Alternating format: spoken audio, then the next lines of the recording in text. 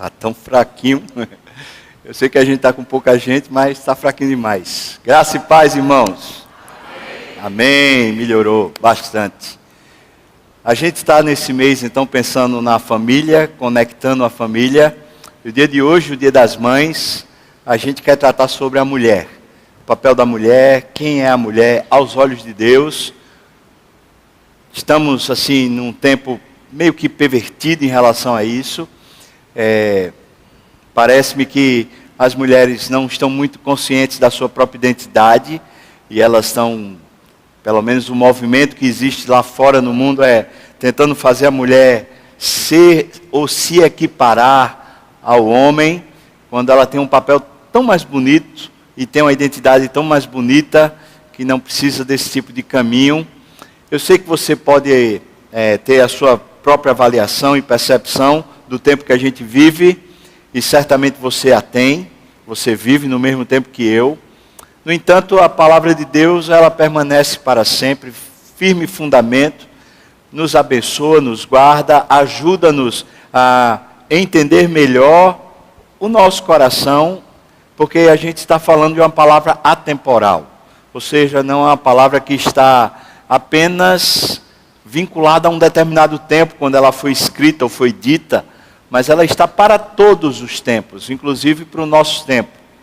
E a gente pensou, hoje pela manhã falamos sobre a mulher virtuosa, e agora, tarde e noite, a gente quer conversar sobre a identidade da mulher. Quem a mulher é aos olhos de Deus? E, para tanto, eu queria que a gente fosse para um texto, conquanto pareça enigmático, no entanto, ele é bem revelador, porque só é enigmático quando a gente acha que aquele texto ele não é verdade. É como se ele fosse apenas uma ficção, uma ilustração e não um fato. Mas como eu creio que esse texto que vamos ler é fato, e eu espero que você também o creia, sendo fato, a gente pode aprender dali o que é a identidade feminina. Abra sua Bíblia, por favor, em Gênesis. A gente vai ler no capítulo 1, versículo 27. Depois a gente vai para o capítulo 3. Aí a gente vai ler a partir do 1º versículo até o versículo 21. Gênesis, capítulo 1,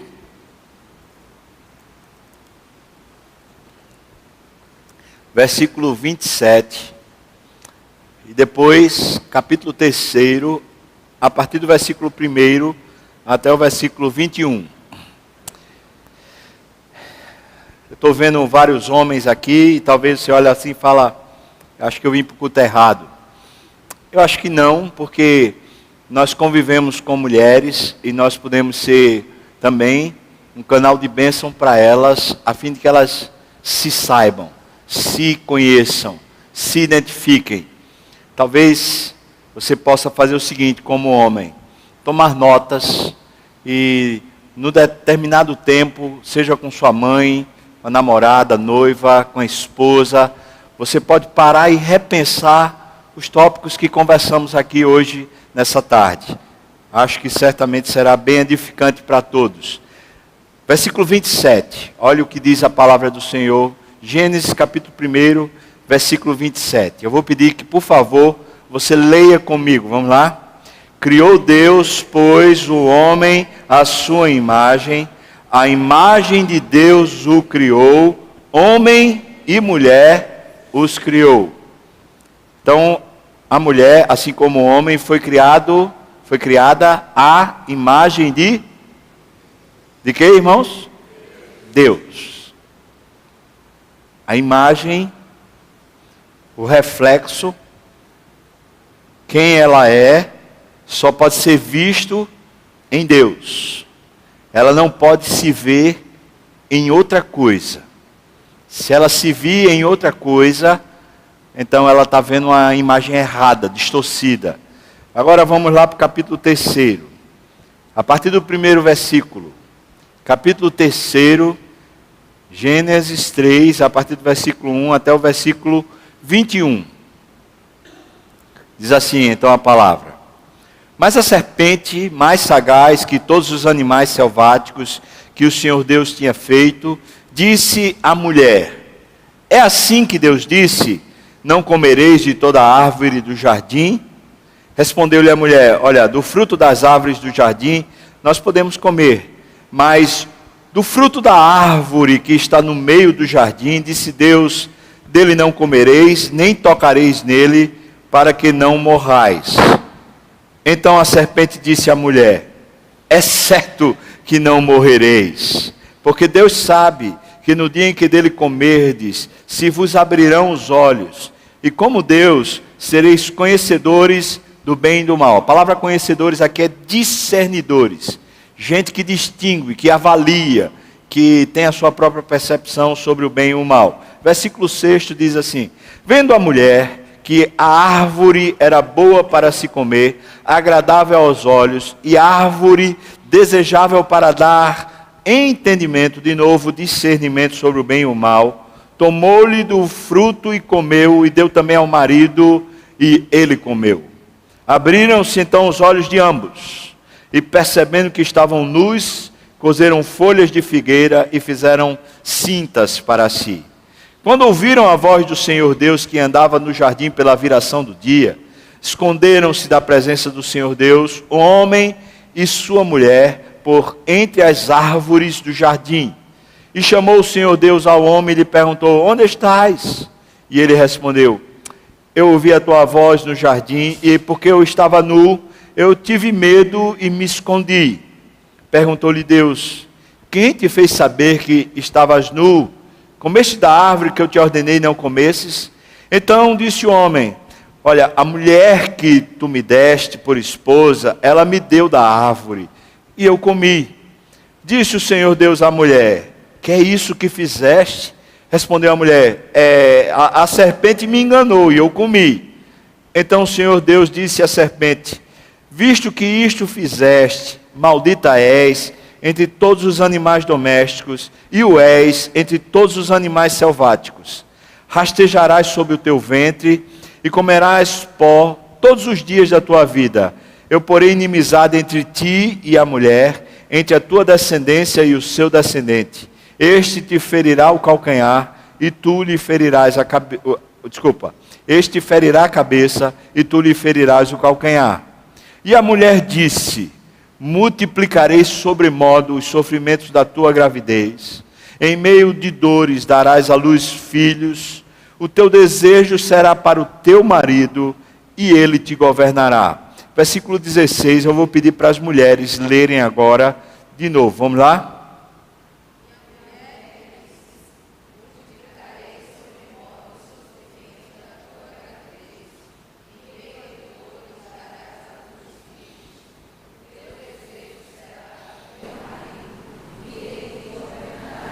E a Adão, Deus disse: visto que atendeste a voz da tua mulher, e comeste da árvore que eu te ordenara não comesses, maldita é a terra por tua causa. Em fadigas obterás dela o sustento durante os dias de tua vida. Ela, a terra, produzirá também cardos e abrolhos. E tu comerás a erva do campo. No suor do rosto comerás o teu pão, até que tornes a terra, pois dela foste formado, porque tu és pó, e ao pó tornarás. E deu o homem o nome a Eva, a sua mulher, e por ela ser mãe de todos os seres humanos. E fez o Senhor Deus vestimenta de peles para Adão e para a sua mulher, e então Deus os vestiu. Amém. Vamos orar, irmãos. Deus, abre nossa capacidade de entender, de avaliar, de perscrutar, de discernir, para que o teu texto, a tua palavra, não passe para nós despercebido. Ó Deus, concentra-nos para entendermos a tua palavra.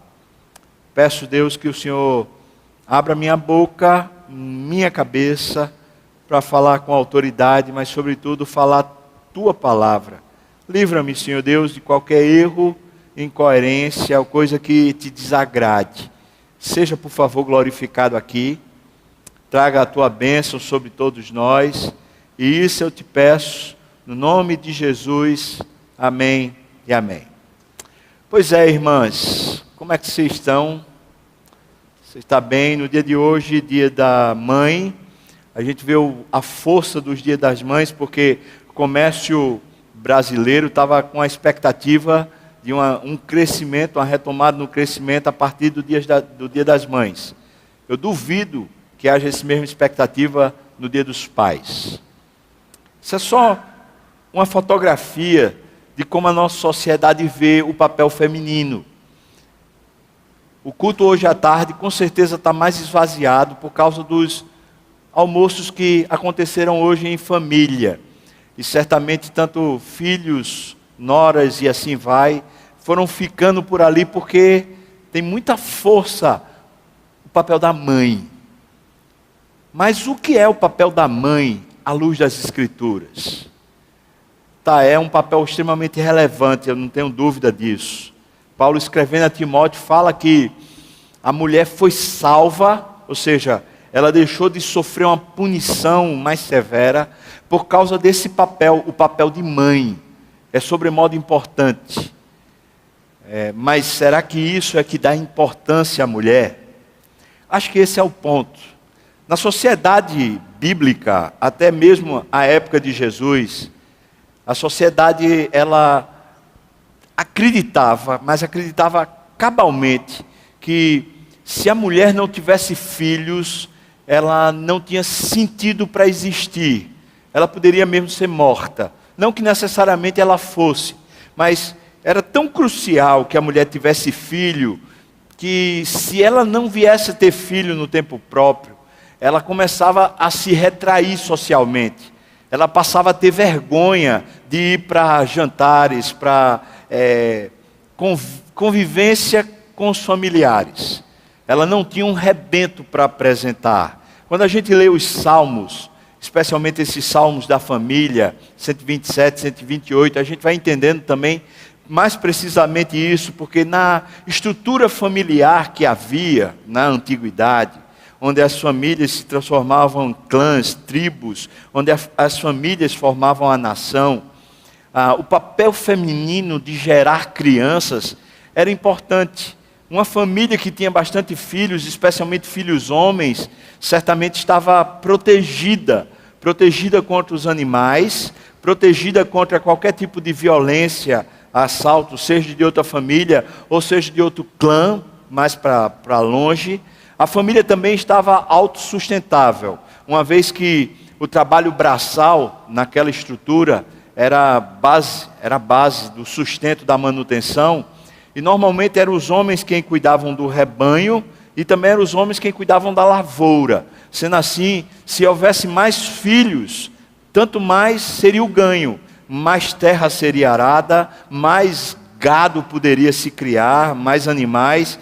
Então, era uma bênção, e a expressão que é usada lá é que filhos são como uma flecha que você tira, ou seja, você está protegido o tempo todo, você tem com que lutar, tem com que se proteger contra qualquer malventura. Pronto.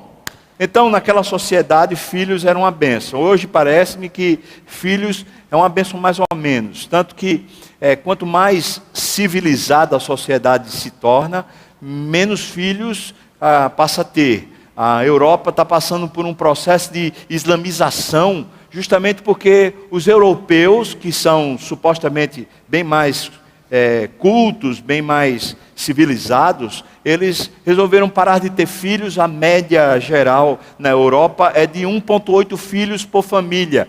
Ou seja, em alguns casos, em alguns países, é de um só, ou então de 1,5. Ou seja, o que aconteceu com a Europa ao longo desse tempo que a gente vive, foi que o europeu deixou de ter filho, e o imigrante que vinha do mundo islâmico tinha 7, 8, 10 filhos, e essa tribo que eles formavam, já tem agora, eles já estão na sociedade ativa, e agora eles já estão tendo filhos, então já tem a segunda geração, a terceira geração desses islâmicos que emigraram para a Europa, e o resultado disso qual é? É que, paulatinamente, a cultura europeia começa a se perder, porque uma nova cultura vai se formando, é natural, esse é o processo. Nossa cultura, de certa forma, desvaloriza o papel dos filhos, enquanto que as culturas que são mais milenares, por assim dizer, elas continuam a dignificar esse papel dos filhos.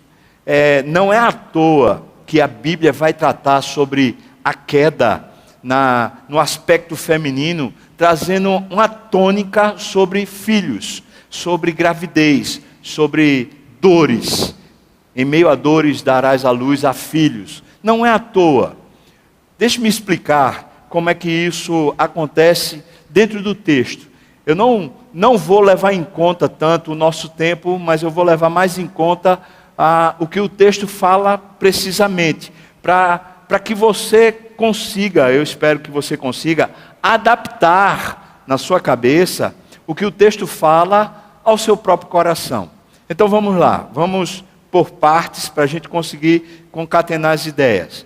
O primeiro versículo que lemos, versículo 27 do capítulo 1 de Gênesis, fala que Deus, quando criou o homem e a mulher, Ele os fez à sua imagem e à sua semelhança. E isso então é por si só a identidade tanto do homem como da mulher. A identidade quer dizer, essa é a figura, esse é o coração, é a essência do ser humano.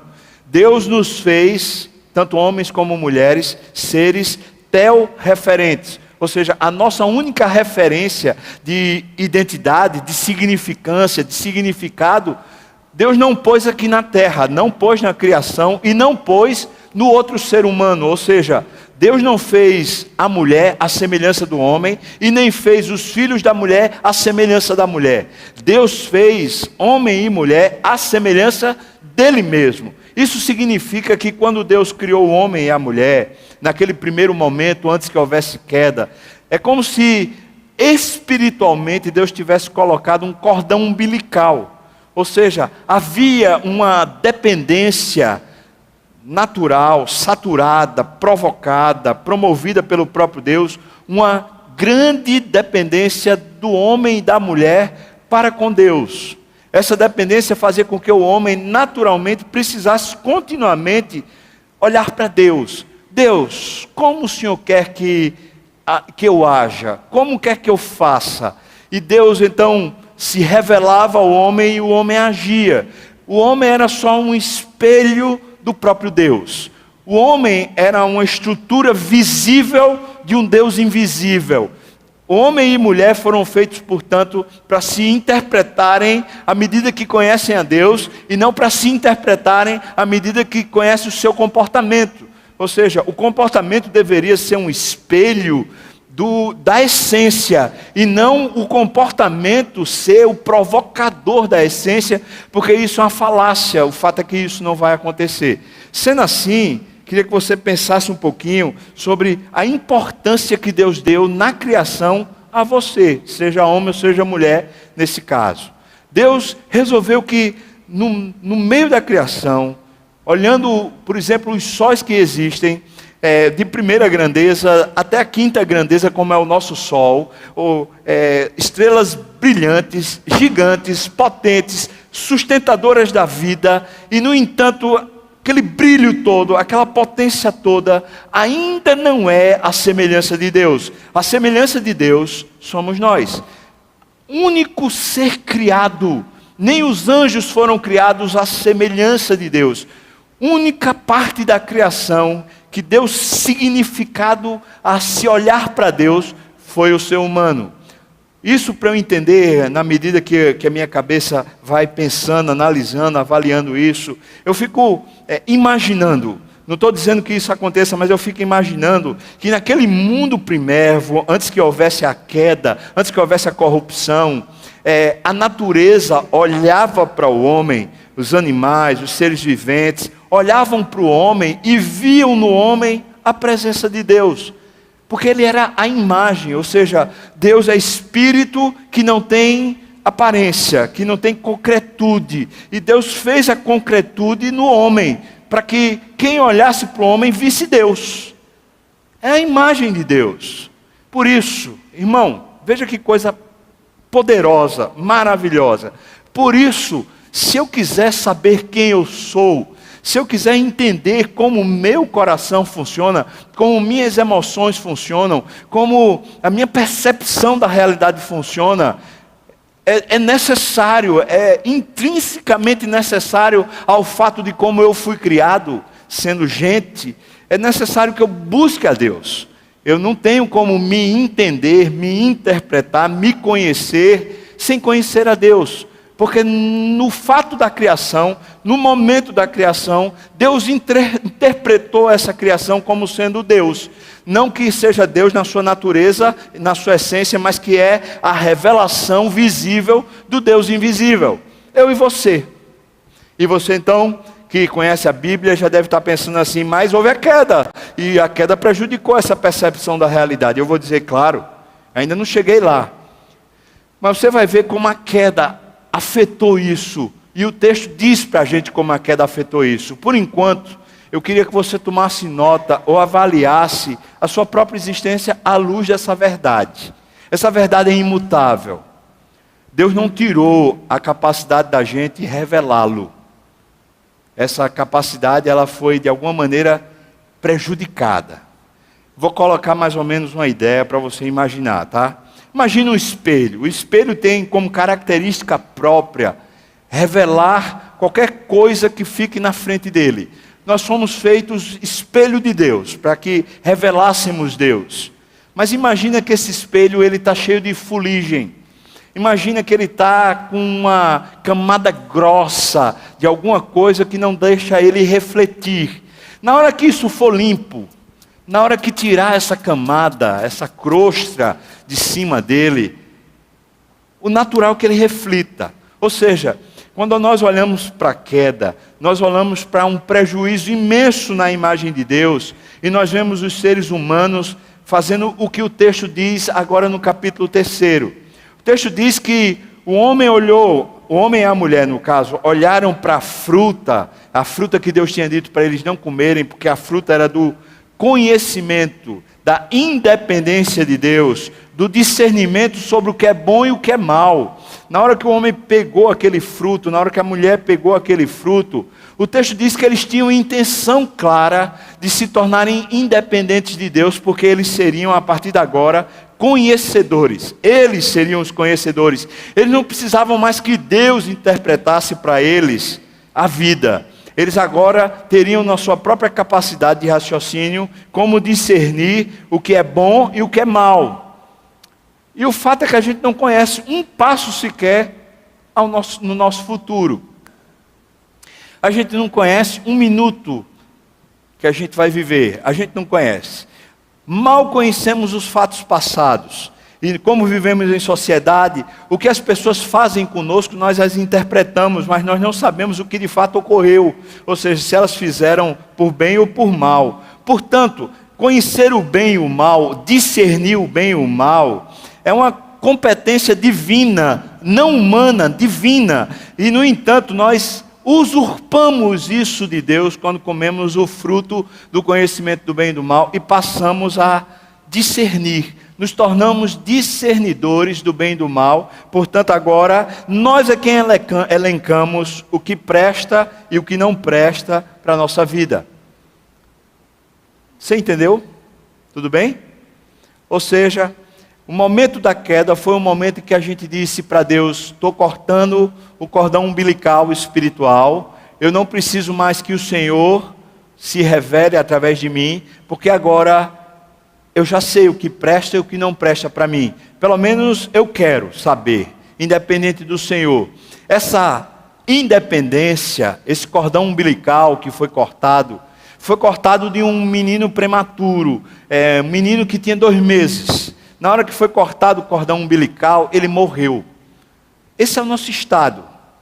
Espiritualmente, quando foi cortada essa dependência de Deus, o ser humano não tinha capacidade em si mesmo de, sendo igual a Deus, discernir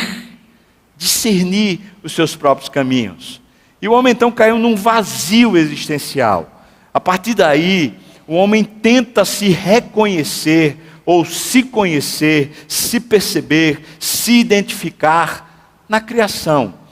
Tanto no comportamento que ele mesmo tem, como no comportamento que os seus pares têm, como também na própria natureza. Ele investiga a natureza constantemente, investiga o cosmos, investiga os oceanos, investiga os mistérios, investiga a ciência, investiga, sobretudo, o ser humano, a fim de descobrir, finalmente, quem eu sou.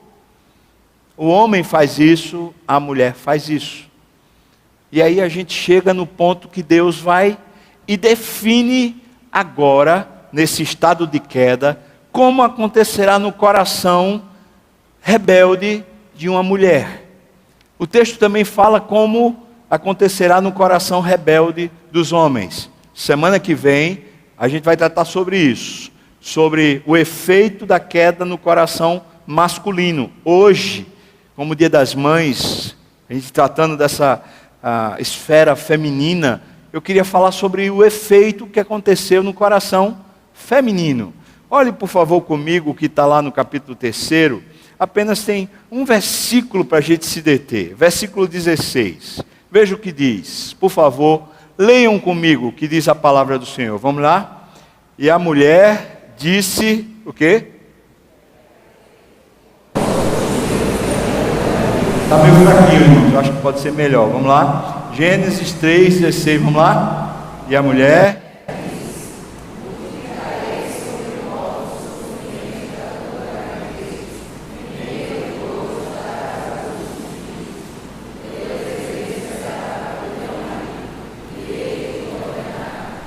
Aconteceram basicamente 2 movimentos no coração feminino a partir da queda. Mais uma vez eu quero retomar a ideia. A ideia principal é que a identidade, seja do homem ou seja da mulher, seria percebida em Deus. Mas ele cortou o cordão umbilical e o homem agora quer se independer de Deus e quer saber-se por si só. A partir desse momento, Deus então intervém. E ele traz uma palavra bem precisa sobre como será a alma feminina e como será a alma masculina. E ele não está falando que isso é bom. O que ele está falando é isso que aconteceu quando se independeu de Deus. Portanto, essa palavra de Deus é uma palavra de maldição. É uma palavra que fere. Ela não é uma palavra de bênção. É Deus revelando um estado de perdição da alma. E ele então fala para a mulher... 2 movimentos que passam a acontecer no coração da mulher, para ela entender sua identidade, para ela se dignificar, para ela se exaltar. Diz, olha, eu multiplicarei os sofrimentos da tua gravidez, em meio a dores darás à luz filhos.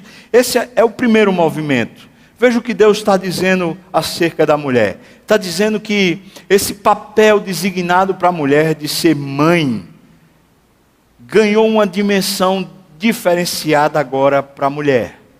A partir daqui, a mulher se identificará a partir dos projetos que saem do seu ventre. Ou seja, ela não será mais uma por natureza, por coração, ela não será mais uma auxiliadora de ninguém, porque ela agora tem os seus próprios projetos, os que saem do seu ventre, os que saem de dentro de si mesmo. Ou seja, ela agora tenta se autoglorificar naquilo que ela faz nascer. E a expressão que é usada para a gravidez, no original hebraico, vem de uma raiz, de um radical, que é monte. E é natural que seja assim, porque no hebraico muitas vezes se usa uma palavra que tem a ver com alguma expressão visível. E como a mulher fica com a barriga grande, parecendo um monte, então, ele usa essa palavra para dizer que ela está grávida. Gravidez significa monte.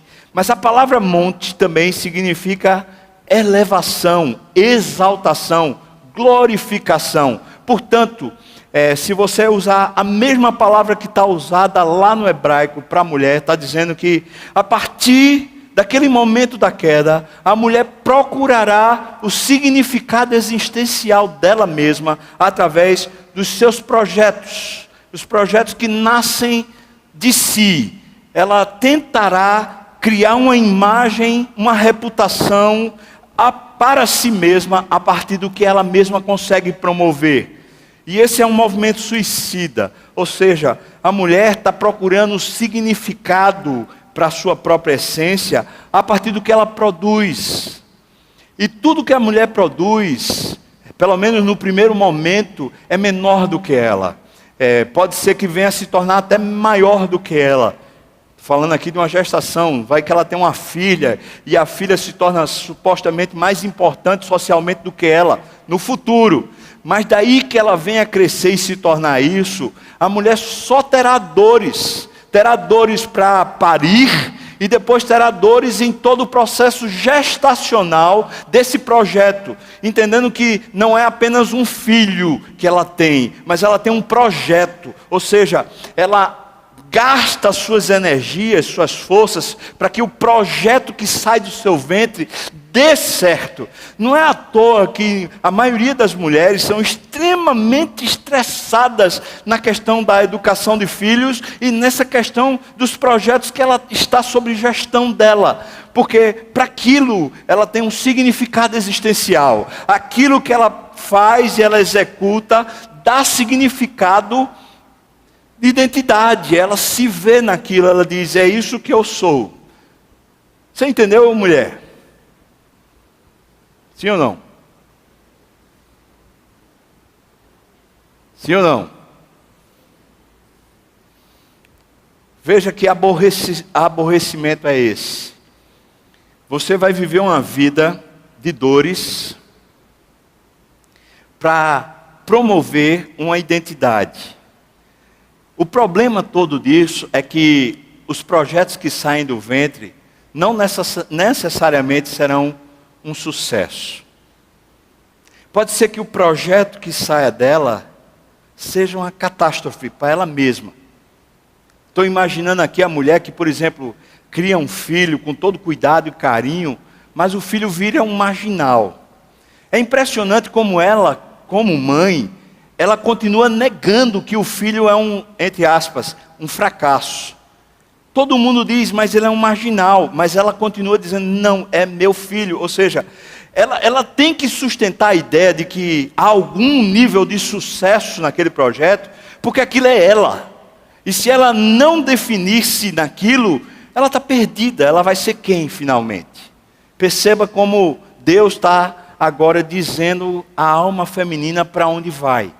Ela se perverteu na queda. E em vez dela buscar a Deus para se conhecer, ela extrapolou isso e agora ela está jogando tudo nos projetos pessoais. Por isso eu queria dizer para você, mulher, se você tem filhos pequenos, se você vai casar, se você é nova, ainda não teve filhos, ou se você tem filhos adolescentes, ou filhos ainda nesse processo, queria dar uma palavra para você. Tome cuidado. Não coloque esse papel sobre seus filhos. Você os matará. Você os ferirá. Você aborrecerá o coração de Deus. E por fim, você terá que mentir para você mesma, negando os fracassos. Porque em alguma monta, os nossos filhos fracassam. Conquanto eles também tenham sucessos. Mas em alguma monta eles fracassam. Tem até uma brincadeira que fala assim sobre mulher, que diz assim que todo mundo vê o filho é feio que só, mas a mulher diz, é meu lindinho. Ou seja, ela tem que continuar achando bonito, mesmo que seja feio, porque é para sustentar ela mesma. Cuidado, irmã. Você tem uma identidade muito maior do que essa. E se você buscar em Deus a sua identidade para você saber-se, você será uma bênção para os seus filhos. Porque você projetará sobre eles Deus e não a sua imagem. Você projetará neles o caráter bendito e não o que você busca de significado para si mesmo. O que tem acontecido inequivocamente ao longo da história é que os buracos na alma da mulher, passou por crises, por problemas, por desentendimentos, passou por frustrações e traumas, ela sai colocando tudo isso na alma dos filhos. Porque ela quer fazer aquele projeto dar certo, ela não quer que os filhos passem pela mesma coisa que ela passou. E ela carregando isso consigo, ela termina provocando um monstro, um ser estranho. E aquele monstro ela vai continuar dizendo, olha, é um sucesso, porque só assim ela consegue se verificar. Estou falando à luz das Escrituras, isso não é uma conjectura. É isso que o texto diz para mim e para você. Esse é um caminho de dor, de sofrimento, vai continuamente aborrecer você. Mas o texto fala de outro caminho que vai estar na alma feminina. Diz, o teu desejo será para o teu marido e ele te governará. Essa expressão marido diz respeito ao relacionamento marital. Mas diz respeito também ao significado de liderança. Não é só marital, mas é também a liderança que estará sobre a mulher. Em algum nível de liderança, seja o pai para a filha, ou seja um diretor de uma empresa para uma gerente, assim vai. Ou seja, qualquer nível que extrapole a própria pessoa da mulher, se ela não tiver um marido diretamente, será essa liderança a quem ela recorre. O texto diz que as coisas que saem do coração, os desejos que saem do coração, as aflições que saem do coração, ou seja, a ansiedade que ela tem pela vida, os buracos que ficaram na alma dela, essa súplica por se sentir bem, ela depositará sobre o marido, criando uma figura do marido, como se o marido, entenda esse líder que nós falamos aqui, como se esse ser fosse um Deus, ou seja, é Ele que vai me proteger, é Ele que vai me guardar, é Ele que vai me amar, Ele que vai me satisfazer, Ele que vai me preencher. Isso está dentro da alma feminina, como objeto da queda. Uma vez que ela não se sabe mais em Deus, ela está procurando alguma identificação naquele que supostamente aos olhos dela é quem pode saciar, quem pode dar o que ela precisa. O texto diz que isso é um sistema de governo. Ou seja, irremediavelmente, quem é suplicante passa a ser governado por aquele que abastece. Quem é necessitado passa a ser governado por aquele que entrega. Sendo assim, se a mulher, na sua alma, se lança nessa carreira de buscar no superior aos olhos dela, essa satisfação dos seus desejos, esse que supostamente lhe abastecerá, vai governar. E aqui é uma corruptela sobre o governo de Deus. Deus, lá no Éden, antes que houvesse a queda, era quem governava a mulher. Também governava o homem. Mas agora, quando ela cortou o cordão umbilical e disse, quem vai discernir o bem e o mal sou eu, a partir desse momento ela se encontra perdida e ela está querendo que alguém lhe supra. Mas essa pessoa que lhe suprirá não é Deus, é alguma pessoa que ela pôs numa posição superior a ela. Seja quem foi essa pessoa que ela pôs lá. Essa pessoa governará o coração dela, até que ela se frustre, até que ela desista, até que ela diga, não, você não mais é meu governador, agora vai ser outro, ou vai ser outra, ou vai ser seja lá o que for, e assim ela vai de senhorio em senhorio, de governo em governo, por causa da própria frustração do coração. Está aqui, irmãos, é o texto. É simples assim. E é complexo assim. A alma feminina, quando cortou o cordão umbilical com Deus Pai, quando disse que podia saber o que era o bem e o mal para si mesmo, essa alma feminina se corrompeu. Deixou de se ver em Deus e passou a se ver nos seus próprios projetos e passou a buscar um suprimento naquela que ela considera superior. O bom é que Jesus foi até a cruz e ele foi feito maldito por causa das nossas transgressões. E também diz o texto de Isaías 53 que o castigo que nos traz a paz estava sobre ele. Ou seja, Deus em Cristo Jesus de alguma maneira estava cortando essa maldição. Acontece que para provar, para desfrutar a quebra dessa maldição sobre nós, o que precisamos é viver em Cristo. Não adianta a gente conhecer Cristo e não viver sujeito a Ele. Se Ele passar a nos governar e de coração nos submetermos a Ele, então a gente passa a provar de novo aquela assistência divina de que a gente se sabe, ou seja, de novo a gente entende quem a gente é, porque a gente é a imagem de Deus. E como está escrito lá, por exemplo, em Romanos 8, 28, que diz: sabemos que todas as coisas cooperam para o bem daqueles que amam a Deus, daqueles que são chamados segundo o seu propósito. No versículo 29 diz que todas essas coisas que cooperam para o nosso bem, elas na verdade são para nos fazer conformes à imagem do seu Filho, ou seja, para nos parecermos de fato com Deus. Deus usando todas as coisas que para nós podem ser no momento boas e no momento elas podem não ser tão boas assim. E nós vamos continuar avaliando talvez de forma truncada.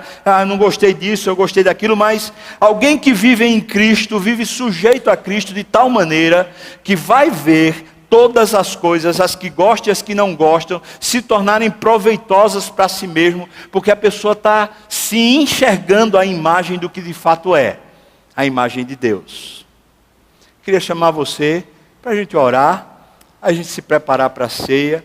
O nosso Senhor Jesus está aqui hoje para nos servir com o seu próprio coração. Ele vai nos dar o pão, vai nos dar o vinho, e nessa dedicação a gente pode dizer para Ele: Senhor, eu preciso de Ti. Eu não preciso de muita coisa não. Eu não preciso que os meus projetos deem certo. Eu também não preciso, Senhor, que outro, seja lá quem for, supra os desejos do meu coração. Eu preciso é de Ti. O Senhor pode me abastecer em tudo. O Senhor pode ser a minha imagem, ou eu posso ser a sua imagem. Deus, eu preciso de Ti. Eu não preciso de nada mais além de Ti. Você concorda com isso, irmã? Eu sei que eu coloquei muito material aqui agora, nessa conversa que foi mais ou menos 35 minutos. Eu sei que foi muita coisa. Por isso eu disse: anota, vai digerir depois. Dou outra dica. Quem sabe você pode pegar esse vídeo depois, durante a semana, ouvi-lo de novo, anotar e pensar a respeito de você mesmo. Eu sei de uma coisa: em Cristo nós somos abençoados. Em Cristo nós voltamos ao estado que tínhamos antes da queda. Imagem de Deus, reflexo do Deus vivente. Onde eu estiver, se eu estiver em Cristo, eu sou a própria pessoa de Deus para ser vista. Paulo tinha ousadia em dizer que sejam meus imitadores como eu sou de Cristo. Ele tinha ousadia em dizer que já não sou eu mais quem vivo, é Cristo que vive em mim. Em Cristo a gente foi posto de volta na posição de pessoas que se identificam em Deus e não nesse mundo. Vamos orar. Queria convidar já os presbíteros para virem para cá, para a gente já preparar a ceia.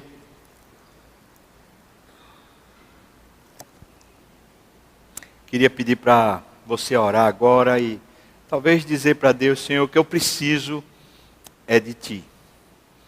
É só isso que eu preciso. Eu preciso de Ti, Senhor.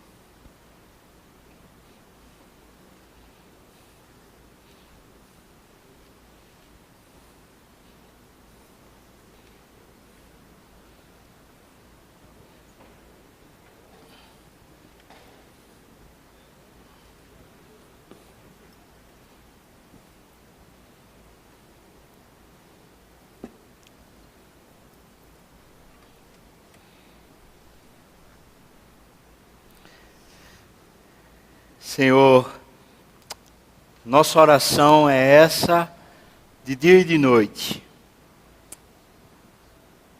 O Senhor sabe a minha necessidade de que o Senhor seja suficiente para mim.